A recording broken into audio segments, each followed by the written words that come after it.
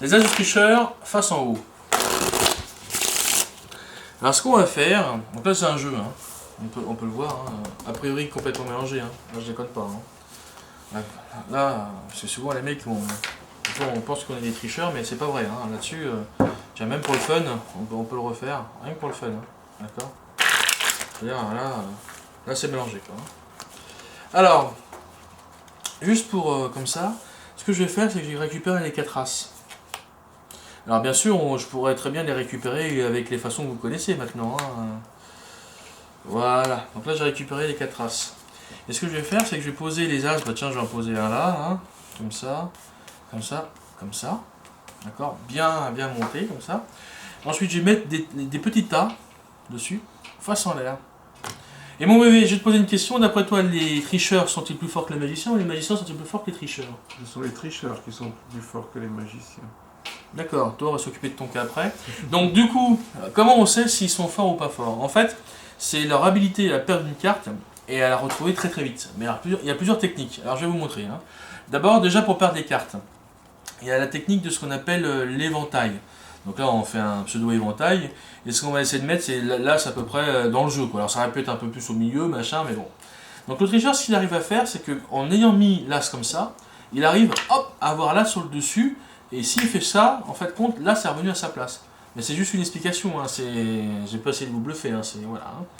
Ensuite, il y a une autre technique, donc là, on a vu l'éventail. Ce qu'on peut faire, c'est la technique de la double coupe. C'est juste ça, la double coupe. Voilà. On va le refaire pour le troisième as, d'accord, mais pour vous montrer que j'ai pas triché, on va voir qu'il y a un as là, hein, vraiment, et un as ici. Donc en fait, je vais exactement refaire la même chose, donc la même double coupe. D'accord, honnête. Par contre, pour le dernier as, d'accord, pour juste le dernier as, ce qu'on va faire, c'est juste une simple coupe. Voilà, comme ça. Et là, le but du jeu, c'est de retrouver les as très rapidement. Alors, je vais vous montrer. En théorie, donc là, partant de ça, d'ailleurs, on pourrait aussi faire ça, hein, c'est pas exclu, hein.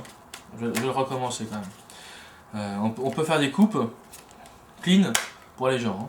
Donc là, ce qu'on peut faire, c'est que, comment dirais-je, le tricheur, qu'est-ce qu'il fait le tricheur?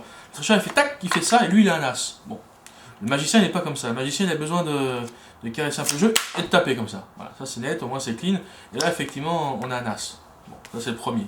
Donc je redis, hein, le tricheur, il fait ça, et lui, tout de suite, il a un as. Nous, les magiciens, on est plus tactile, vous voyez, on est plus, voilà, nous, on est tactile, quoi. Mais on arrive à trouver les as.